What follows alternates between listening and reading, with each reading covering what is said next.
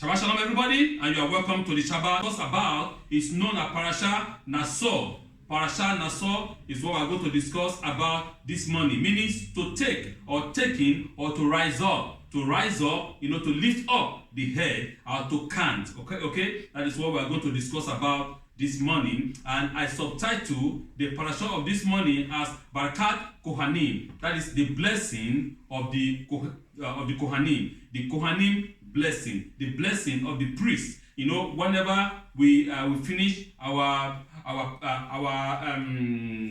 Sabbath service, I always say the priest blessing. They call it priestly blessing, or the blessing of the priest. Okay, the high priest. So it is commanded by God that we should bless Israel. That is a commandment of the Lord. It is not my own commandment. It is not my own imagination or what just comes out of my mind. It is written in the Torah that the priest shall bless Israel. The priest shall put my name upon them, and I, the Lord, the God of our fathers, the God of Abraham, Isaac, and Jacob, the Holy One of Israel, blessed be He, shall bless them. See, when you put my name upon them, I will bless them. See, what is the purpose of this thing? What is the meaning of all this thing? When you put my name upon them, and I will bless them. God is telling us to put His name upon us. It's like a kind of a yoke, and that yoke is the Torah. You will carry the Torah. You will embed. You will be the embodiment of the Torah. You will be the living Torah, and I, the Lord, will bless you. Once we become the embodiment of the Torah, when we become the living Torah in our body, in our soul, in our spirit, we do exactly what the Lord our God has commanded us. We did not deviate from it to the right nor to the left, but we stand firm in the Torah. Then the Lord will bless us. But remember, His blessing is unconditional. The love of God towards us, His children, is unconditional. He loves us so much that He has done a lot for us. And He's telling us that when you, that is the priest, put His name upon the children of Israel, God will automatically bless them. God spoke to Moses, saying, "Speak to Aaron and to his sons, saying, Thus, which means in this manner shall you all bless the children of Israel. It must be said to them in this way only, God bless you and keep you. God make His face shine light towards you and be gracious to you. God turn His face to you and set for you peace. And you shall set my name upon all Israel, and I will bless them." That is Numbers chapter 6 from verse 24 to 27.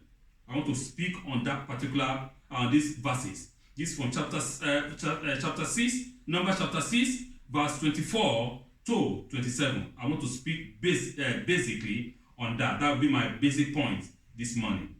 He said, "In this manner shall you bless all Israel." It is a formula.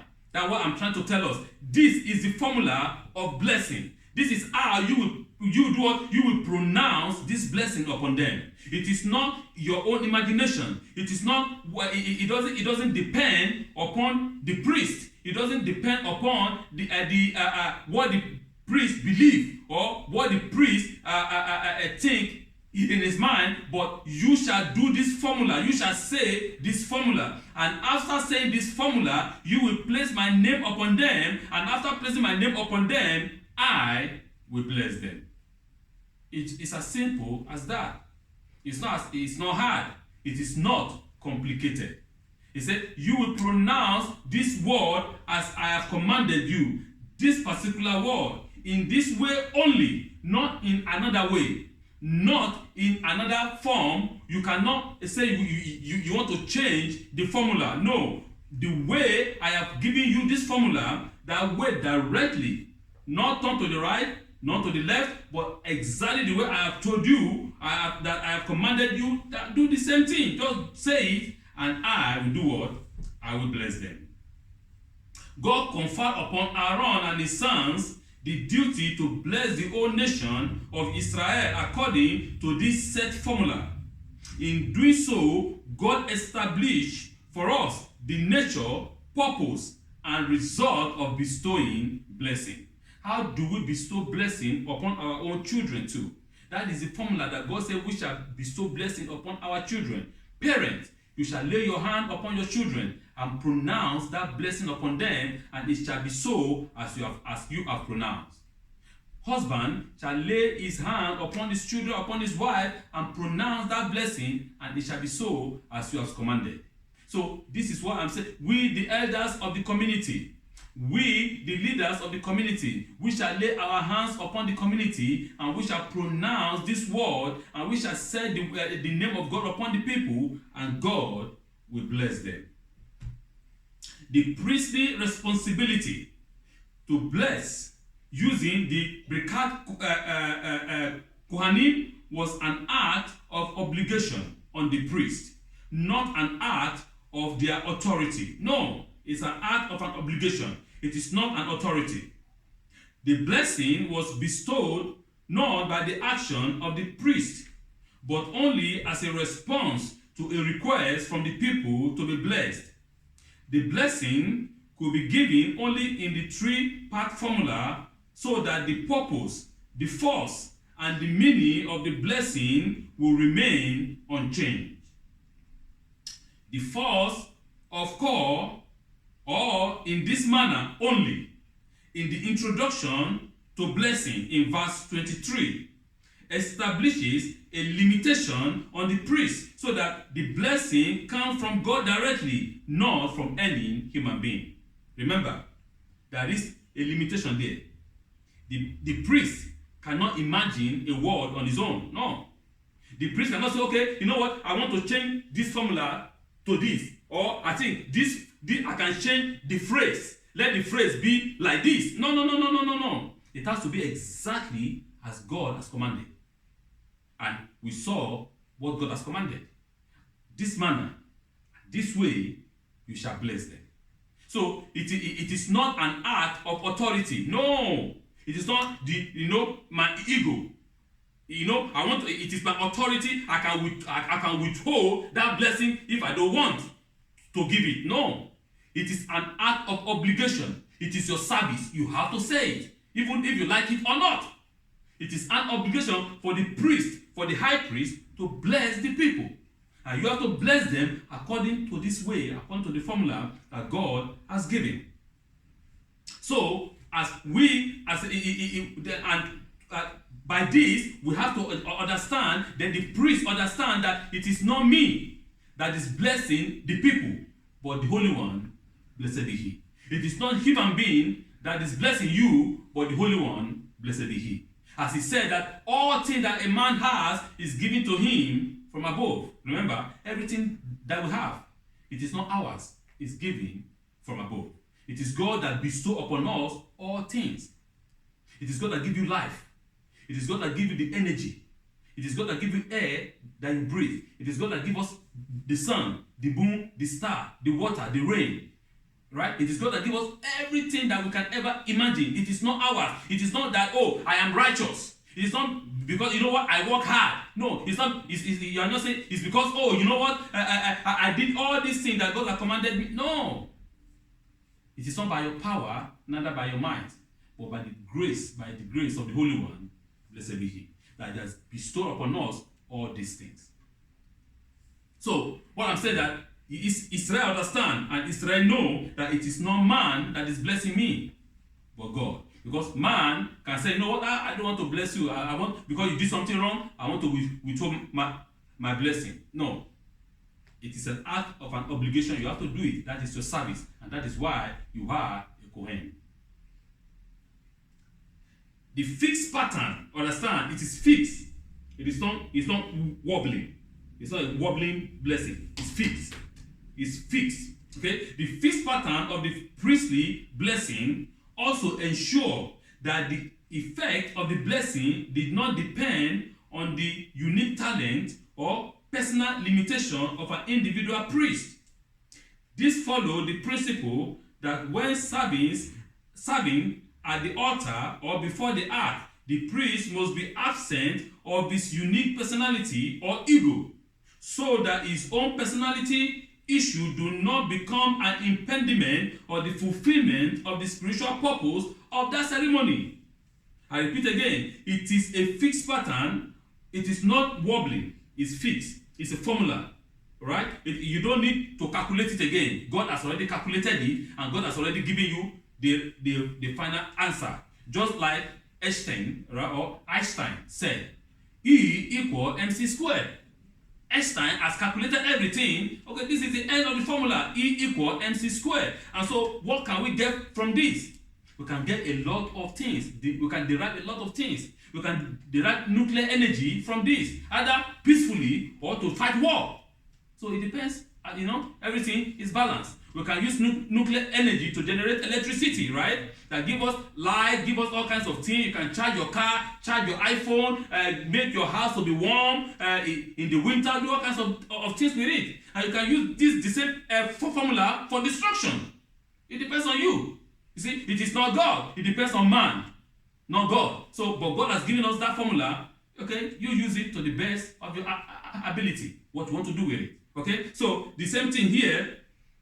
God is saying it is a fixed formula that God has given us. It doesn't depend on the limitation of that particular priest or the talent that priest has. Say, oh, you know what? I am the most talented priest in the universe or in the world. Or, oh, I am the most non-known or the most little priest in the world. No, as far as you you stay firm on the formula. As you stand firm on the formula, because the formula is fixed, and you pronounce that formula the way it has been commanded, doesn't matter. God will bestow his blessing upon the people. The obligation to bless was set upon all the priests, so that the power to bless was not invented on any individual. It is the people who motivate the blessing because of their needs, which will always be met by an ever-present caring God. Though called the priestly blessing, it is truly the people's blessing. Yes, the blessing is called the priestly blessing. Yes, the blessing is called Birkat Kohanim, but actually it is the people's blessing. It is not the blessing of the priest.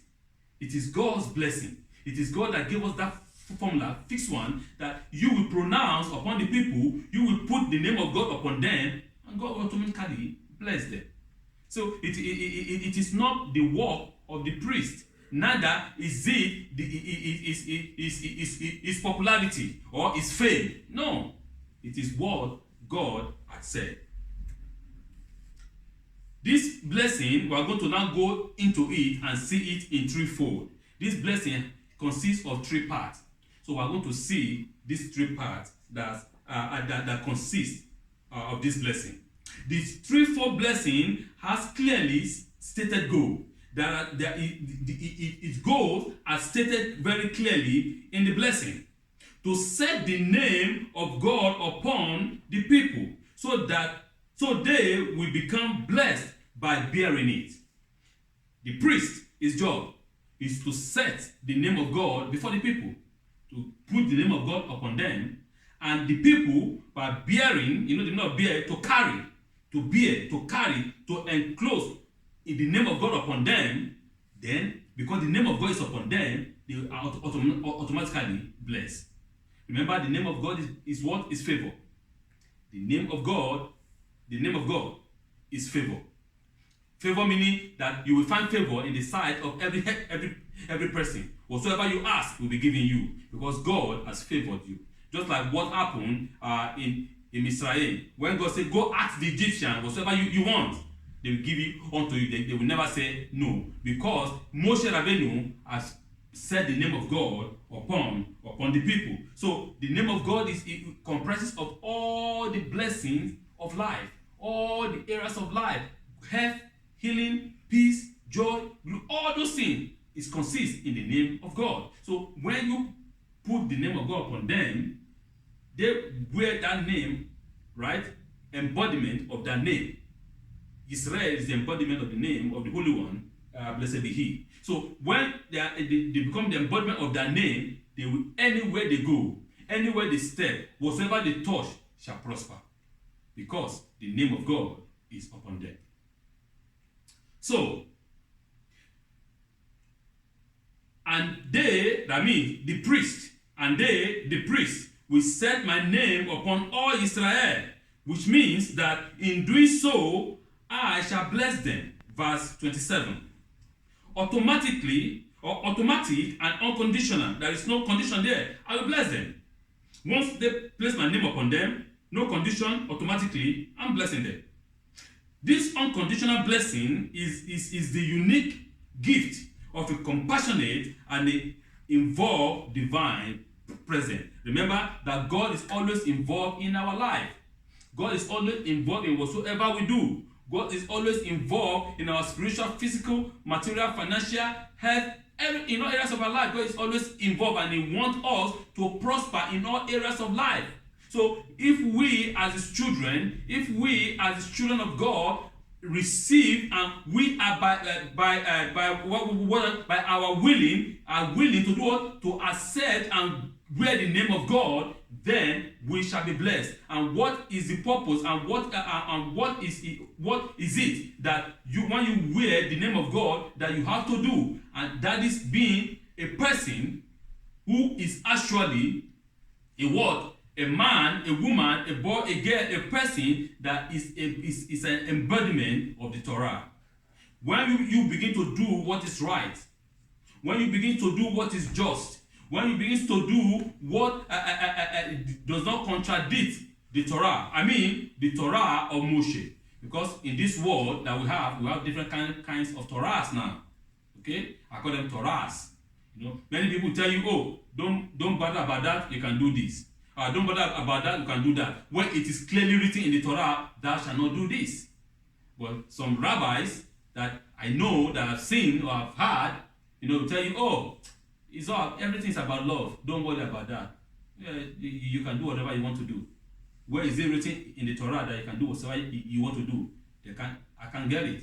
But when you challenge them, they tell you, oh, this rabbi is an extremist because he doesn't understand. This is the 21st century, and the Torah changed. Which Torah changed? Their Torah changed. But I believe that the Torah of Moshe, the Torah that God has given us on Mount Sinai, never changed. It's constant and it's the same. So if their own Torah changed, okay, that is their own business, not my business. But my business is that the Torah of Moshe that Moshe has given me, or has given us, the children of Israel from Mount Sinai, never changed. It's constant. So if they want to invent a new Torah, that is their own business. So as far as we follow the Torah of Moshe Rabbeinu, the Torah of God, then we will be blessed. This principle is similar to the Kabbalistic concept of awakening from below, which teaches that what we receive from God is activated by us through our effort to awaken the perception and the acceptance of the divine presence in ourselves. Our living then is a receiver and container of God's being. The purpose of living is to contain the presence of the divine being, so it can be revealed and brought into the world through a moral action and faith in God. What am I saying? In the Kabbalistic concept, is giving and receiving. Okay, everything is giving and receiving. So we as a human being have to turn ourselves into a vessel of receiving. Okay, we receive from God, and when we receive from God, we turn ourselves into this vessel that contains this blessing that we receive. Right? And when we begins to act in a morally in a moral pattern, in a way that is not contrary to the Torah, in a way that it is as commanded by the Torah. Thou shalt not do this, thou shalt do this, thou shalt follow this, thou shalt. It is not hard. The Torah is not hard.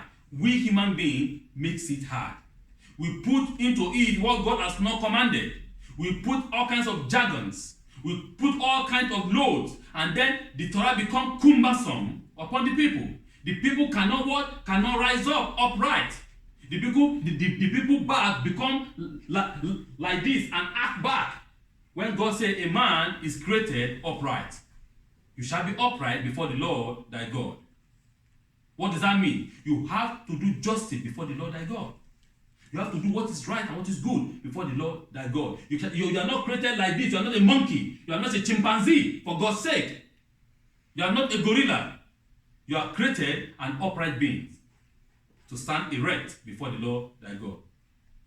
So this is what it is. We are a vessel.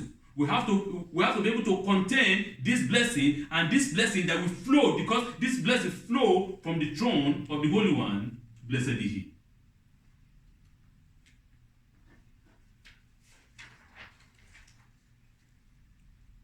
So I'm going to talk about two kinds of level, right? From the simple level, and I will go down to the more deep spiritual level of the understanding of this blessing, okay, of the priestly blessing. The simple level is this: the most familiar of interpretation of the text from a variety of rabbinic sources inform us that the three parts of the blessing each refer to one of the three basic elements of the person and its related needs. Remember, I told us that this blessing consists of three parts, and these three parts is based upon our basic element, our basic needs, what we need as a human being to survive and to be able to live well on this physical world, in this physical universe. The first line refers to the physical need of human for protection of all material needs, including possession and of the body. The second line refers to the mind, which comprises the intellectual, the emotional faculty of the humans and our need of enlightenment. So, as the divine light of knowledge is shone into the person, each one can experience God's grace by knowing the truth of the divine presence and purpose. The result is to ease anxiety and confusion. Remember, as I said, that God is not a God of confusion. Our God doesn't like confusion. If God liked confusion, the world wouldn't have been like this, because the Torah spoke in the book of Bereshit chapter 1 verse 1. In the initial beginning, there was confusion everywhere. There was running hectare everywhere. And God created orderliness. God is a God of orderliness. God hates confusion. In the presence of God, there is no confusion. In His house, in the house of God, in the Mishkan, everything is in order. This family shall do this. This family shall do that. That family shall do. Everything is divided. You have to do your own part. I do my own part. I cannot enter your own part and do your own part. No. I stay on my own faculty, right? On my own department. You have your own department. You do your own thing in your department. I do mine in my department. The next person do their own in their own department. They won't be saying, oh, I didn't do your own. No confusion. Everything is in orderliness. So God hates confusion. So that is why God has given us this blessing in threefold. Everything has its places. He said, every word in the Torah has a meaning. Every word, every letter has its purpose. Right? It doesn't just appear like that. No, there's a purpose why it has been given and written like that. So the same thing here, you have your own purpose. You have to do your own department. I do my own department. Everything works holistically. See, because when I do mine, you do yours, then we are all what? Holistic. Remember, this blessing is a holistic blessing. The blessing does not only take only one part. Say, okay, I will bless you physically, then I'm going to abandon you spiritually. No. Or I'm going to bless you spiritually, then I'm going to abandon you physically. No. everything is holistic. It works perfectly well. Remember, when the eye is in pain, all the body is in pain. When the small finger is in pain, all the body is in pain. When your smallest member, the smallest member of your body is in pain, all the body is in pain, because all the body works holistically. They work together as one, as a team. Right? So God is telling us the same thing. We as a people has to work as a team. It's a teamwork. Because when you abandon your own department, then that department will be lacking, where it's going to be affecting the entire body. Right? So if you do not do your own department well, then my own department will be affected. If I did not do my own department well, your department will be affected. So we have to do our work so that the whole system can work perfectly well. So the same thing here, the blessing of God towards us, His children, is holistic, spiritually, physically. All our needs are taken care of. Your shelter is taken care of. Your eating is taken care of. Your breathing is taken care of. Your health is taken care of. And then your spiritual need, your intellectual need, all taken care of by our Creator, blessed be He. Because you cannot say, I want to take care of my body alone while abandoning my spiritual life. We know people that they can spend 10 hours taking care of their body, but their spiritual life is starving. Okay? I'm not saying that you shouldn't take care of your body. Please, don't get me wrong. Because those people that are watching us online must say, oh, the rabbi said I shouldn't take care of my body. No. That is not what I am saying. There is time for everything under the sun, the Torah said. Right? There is time for everything. You have the time to take care of your body. You have the time to eat. You have the time to pray. You have the time to feed your spiritual soul. Not only feeding the body while abandoning your spiritual life. And not only feeding all your spiritual life while abandoning your physical body. No. We can see that in the book, in the Torah that God commanded Moshe. We saw that last week or 2 weeks ago. And tell the people, I'm going to come down and speak with them myself. God said. Tell the people to do what? To go and clean themselves. Clean their clothes. Wash their clothes, be clean. And you come before the Lord thy God. And God will speak to them, that they will hear that it is not some kind of spirit that Moshe went to the mountain and he's communicating with one kind of spirit that we don't know. No, I will come down and speak with them, says the Lord. And God came down and spoke with every one of them, and they all understood what God is saying. But they did what? They cleaned themselves. God is a God of cleanliness. There is a saying the English people say that cleanliness is next to godliness. Right?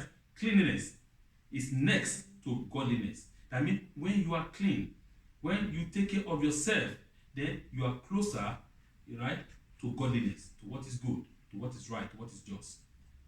You can't be dirty and be stinking and say, I'm the most powerful, the most spiritual person in the world. That is nonsense. You cannot stay and did not wash and did not clean yourself and did not take a shower. You stink in my nose.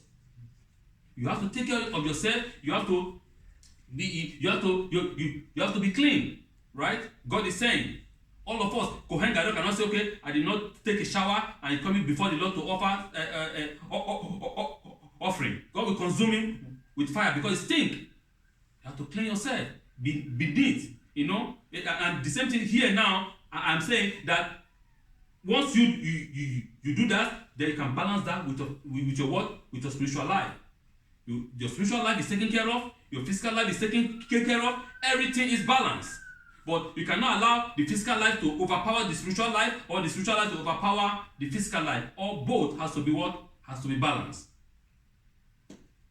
Now, if we want to go more, so as the divine light, as I said, so that the divine light of knowledge is shone upon each person, as I said.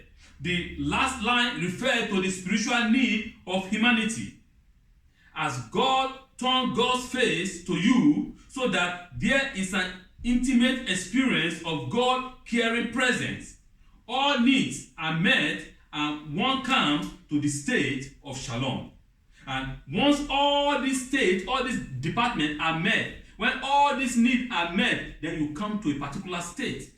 And that state is a state of shalom, the state of peace. Remember I said, you can have everything in life. If you don't have shalom, you have nothing. You can be the greatest man in the world. If you have no shalom, you are no one. You can be the greatest prophet in the universe. If you have no shalom, your prophecy counts for nothing. Zero. Shalom is very important. Many people, they stay in their house, they say their house cannot contain them. They have no peace in their own home. Some people, they have no peace outside. Some people,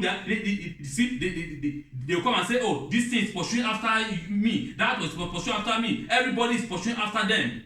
People might say, oh, this man is crazy, eh? Oh, this man has schizophrenia, eh? But the man is not crazy. The man doesn't have any sickness. The problem is that the man has no shalom. He feels everybody is after him or her. He's afraid. Anywhere he goes, he's afraid. Remember, God said, if Israel will not serve me, if you go and serve other gods, I will remove your shalom. That is it. You will have fear outside. You will have fear inside. What kind of a state is that when a man has no peace? Even though you have all the gold, all the silver, all the big mansion, everything, you have everything that the world can ever offer, but you have no shalom, you have nothing. So this is what God is telling us, that in this blessing, that is why the head of it all, the complete holistically of this blessing is shalom. So when you have all these things, God will grant you shalom, so they can be able to enjoy them. So what is the purpose of having all the blessing? You cannot enjoy it. What's the purpose? There's no purpose. You have all the money, you cannot enjoy it because you have no shalom. There's no purpose. You have a house, a big mansion, you cannot live in it. There's no purpose. You have a good car, you cannot ride it because you are afraid. There's no purpose. So when you have all these things, the end of it all is shalom. So I want to bring it a little bit on a more spiritual level, okay? On the more mystic level now, okay? On the mystic level, the three-part structure of the blessing divided into physical, intellectual, and spiritual elements is an analog to the three-dimensional soul, the nefesh, the ruach, and the neshama, the body, the mind, and the spirit. Thus, the first line of blessing is for the healing and safety of the nefesh, the life force of the physical body. That's the first line of the blessing. That your physical body will be good. Everything will be fine. Remember, the spirit, the body carries the spirit. Right? The spirit is inside the body. If the body is weak, the spirit is going to be weak because they are interdependent, they are intertwined. You cannot say, oh, my spirit is strong, and my body is weak. You can do nothing. Because the spirit affects the body, and the body affects the spirit, and the soul. All these three things affect one another. The body, the soul, and the spirit. These three things are intertwined. You cannot separate them. They are only separated after death, where the body go back to where it comes from, and the two of them, the soul and the spirit, they go back to the creator that designed it. Okay? Now I'm saying, the second line is for the healing and expanding of the ruach, the mind, the consciousness. The third line is a blessing for the healing and strengthening of the neshama, the spirit, which is the divine presence in each of us as reflected in the salim, which means the image by which we are all created. We are all created in the salim, in the image of God. And what is that image of God? That image of God is the spirit of God. Okay? That is the what? The neshama. The neshama is the spirit. The spirit of God that is in every soul. That is the part of God in us. That can never be destroyed. Because it's a part of God. God will not destroy himself. It is the energy of God. That neshama empower the ruach, the soul. It empowers the soul. Okay? So, let's see now.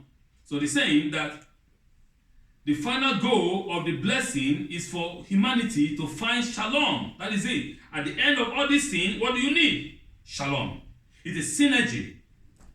When God turned to face us in an intimate experience of our being in God and of God, the priestly blessing as a whole then is to reflect the unification of our soul within us and within God. Unified.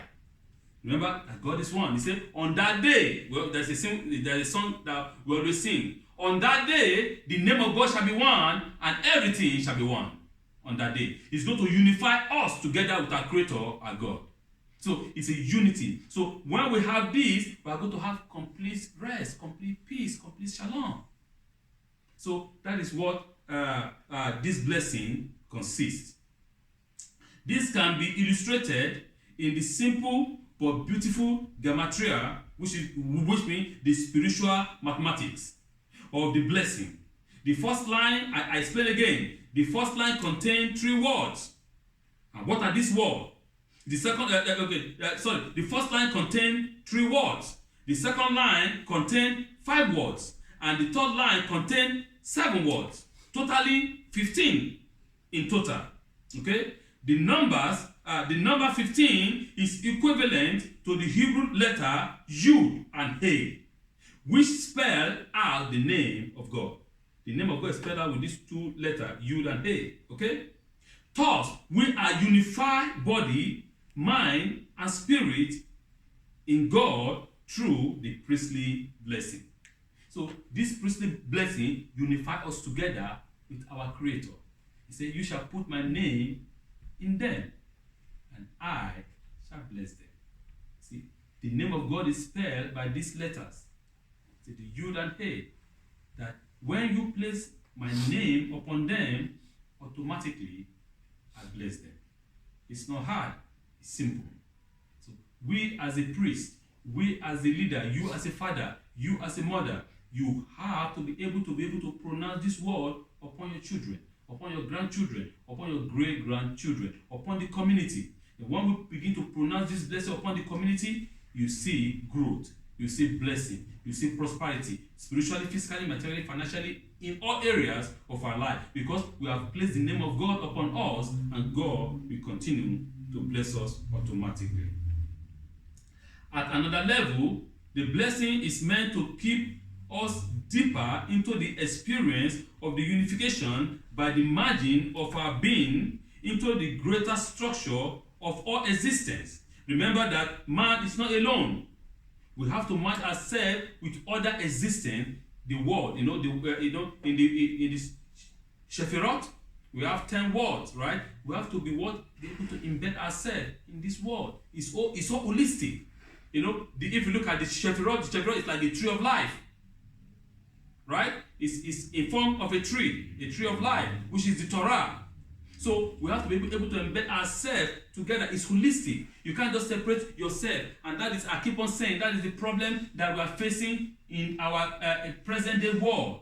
When we human beings want to separate ourselves, we want to be what? We want to be, we say, no, we are not part of nature. We say, the nature does not affect me. I am different. We are different. We are a higher intelligence, which is wrong, which is absolutely a false teaching. Man is part of nature. Man cannot remove himself or herself from nature. You cannot remove yourself, because the nature produces everything that you eat, which you put into your body. And you are what you eat, the Torah said. So how can you now remove yourself from nature and say you are a higher intelligence, that you are not part of nature? And that is why we see all the problem that we are seeing. When the Torah said, give the land a rest, as I explained before, we do not give the land a rest. We put all kinds of chemicals, right? We change nature. We manipulate DNA. And then when God said, do not manipulate DNA, we manipulate them. We say, okay, we are more advanced. We want it to do what? To yield more. Then you eat more, and you eat all those things, then you have all kinds of problems in your body, all kinds of health problems, right? So whose fault? It's the fault of man, not the fault of God. Because God has commanded, do not manipulate DNA. Leave it the way it is. Me, God that created it, understand the reason why. Don't cross-check animals. You put this animal, you crossbreed them. Don't do that. It's not right. It's not good. That's the reason why God is saying that. Because there will be a consequence. And when you eat all those things, you face consequence of your action. Then you say, oh God, please have mercy on me. But it's too late. You see, he said prevention is better than cure. Why can't you just prevent it so that you don't need to cure it? Right? So that is what our God is warning us about. We must be more than unified in shalom personally. The true blessing is a unification with the process of existence itself into a unified field of being. This can be understood by viewing the blessing as expression of Hayim, which means the tree of life. In Kabbalah, the tree of life is the representation of the 10th Sephirot, the 10th dimension of existence, that enable the process of creation to flow from God's being into the physical universe. The familiar diagram of these spheres, joined by 22 lines of communication, is structured into 3 pillars. The central one is called pillar of consciousness, which means the Keter, the crown of God present, and represent the constant flow of God's spirit through all existence and even each of us. The right hand one called the pillar of dynamics, which means the Hoffman, the wisdom, represent the active principles of creation as it transforms the essence of being into the process that creates the physical world. While the left hand one is the pillar of structure, the Bina, which means understanding, and represents the containment of the process of creation in a structure that will be stable and hold creation on a functional form. Remember, everything is balanced. It has to be balanced. It cannot be wobbling. If it's wobbling, it's going to collapse. Everything is balanced. We have the central one, right? The Keter, the central line. We have the right one, the Hoffman, the wisdom. And we have the left one, which is the Bina, the understanding. And they are joined together by those communicating lines, 22 lines. And this is the way that God communicates from His word, which is absolutely above our world, which is absolutely different from all words. Right? Its existence is different. We can't even imagine. It's unimaginable. Right? So through that His throne, His blessing flows. His glory flows unto all creation. The 3 pillar structure of consciousness, dynamics giving, and structural receiving is reflected in the form and syntax of the priestly blessing in the following manner. The name of God always appears in the middle of each line, balancing 2 verbs, one on each side, and so refer to the conscious presence of God. The 3 verbs that begins each line is, may God bless you. May God cause light to shine on you. May God turn His face on you. Those are the 3 verbs. So, which contains the name of God one by one. Okay? A principle of actions. And principle and represent the dynamic principle of God's presence.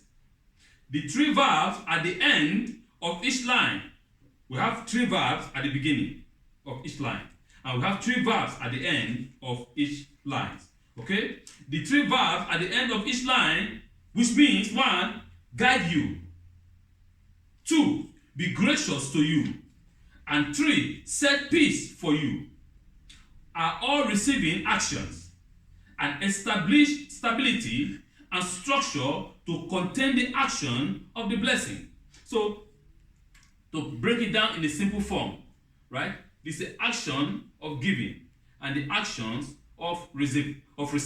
So the actions of giving are these. May God bless you. God is giving you. Okay? May God cause His face to shine upon you. It is the face of God that shines upon you. God is giving you everything. And may God turn His face on you. And the action of receiving is that God bless, that do what? That God that God guide you, that God be gracious unto me, and that God give you shalom. It's receiving. You are receiving all those blessings as a vessel.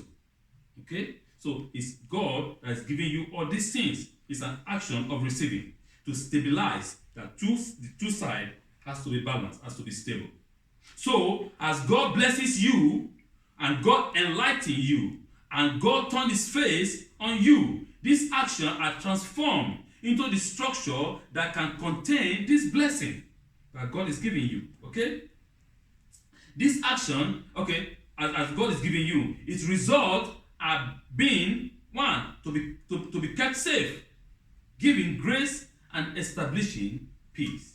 So these are the end result of those blessings. The end result of those blessings is God is going to keep you safe from all enemies, spiritually and physically. Okay. Secondly, God is going to be gracious unto you. The grace of God will be abundant upon you. And thirdly, God will establish upon you his eternal peace. You will never be afraid when you go out. You will never be afraid when you come in. You will never be afraid against anyone. No might, no principality, no powers, not in heavens, not on earth, not beneath the earth, not in the sea, can conquer you, because you are being covered under the wings of the Most High. So that is what I'm saying. So therefore, this blessing is a holistic blessing. It doesn't just give you blessing on one part and neglect the other part. No, everything is holistic. Remember, our God is a holistic God, and God is telling us you have to balance your life. You can't just take all your time on your physical body alone and neglect your spiritual life. You cannot keep all your time on your spiritual life and neglect your physical body. No, everything has to be balanced. There is time for everything under the sun. The time to eat, the time to pray, the time to take shower, the time to do all kinds of things, to visit the sick, to give to the poor, to evangelize. There is time for everything. You have to balance them up. You can't just say, I'm giving all my 24 hours to this alone. No, the time to fast, the time to request, the time to give, and the time to receive. So this is what I am saying. The act of bestowing the blessing reflects the mystic character of the blessing. Remember that God is a spiritual God, and everything that he does is mystic. Is what is spiritual. That's what I mean. In the ceremony of this shining, the Kohanim raises his hand over his shoulder and over his head, and so their personal identities are hidden. They place their hand in the traditional formation with the finger of each hand spread into a fan. So when joined together at the thumb, they provide a structure with 5 openings. It is said that the Shekinah, the divine presence, is revealed through the fingers. This is how God's name is set upon the people. Remember, I told you, don't forget, you got to remember this. Alright? This is how the name of God is being enacted upon the people. Because he said that the Shekinah, which means the divine presence of God, is revealed through the fingers. Okay? Through your fingers, it is. So when you lay your hand, remember, upon your children, through your fingers, you lay your hand upon your children, the energy flows upon them. Okay? It's not hard. When you lay your hand and ask them, it's okay, I'm going to bless you, I'm going to do this. The same thing with the community, with the elders, with your wife. So all these things has a purpose, and there is a reason for them all. Our hands upraised or on the head of our children or our students remind us of the synergy of all individual lives and the harmonious unity of God's oneness, and how each one of us is an Olam Katan, which means we are all miniature universe. All of us are a little universe that reflect the image of the Divine One, blessed be He. When we bless them, we acknowledge and accept the sacred unity of being that offer us lives of blessing, safety, enlightenment, grace, intimacy of God's presence, and the wholeness at the end of it all is shalom. And the Holy One of Israel, blessed be He, may He grant each and every one of us is shalom. So this is what I'm saying. We have to have intimacy, a spiritual intimacy with our God. Our God wants communication with us. Remember in the book of Bereshit, God has a personal relationship with Adam. God will come down and say, Adam, Adam. Adam will explain to his creator, to his father, everything that he has done. Oh, Dad, I did this today. I take care of the plant. I take care of the fruit. I take care of the animal. I feed them. Everything is fantastic. Everything is nice. And God say, well done. Yeah, you did well. I see that you take care of the garden. You clean it up. Everything is fantastic. See, so that is a communication. Communication is two-way, right? From you to God and from God to you. So this is the intimacy that I'm talking about. The creator of the ends of the universe wants intimacy for us, with us. Not just a kind of a long distant relationship. No, but an intimate relationship. And as I always say, remember, there is nowhere in the world that religion save a man. Religion will never save a man. It is relationship that save a man. No religion. Okay? Religion will never save you. You are a Muslim, I'm a Jewish man, I'm a Christian. Religion never save. But relationship with your creator, with the God of the ends of the multiverse, that relationship is what that saves. It's what that saved our fathers. The relationship, God said, Abraham is my friend. It's a relationship between them, an intimate relationship. See, it's my friend. Can God come and say, you are my friend? Can you be proud and say, I am the friend of God? So this is what I'm saying. So please, let us keep this in mind. Parshas Naso, Birkat Kohanim, the blessing of the priest. May God bless you, may God sustain you, and may God shine His face upon you, and may God grant you His shalom. Shabbat shalom.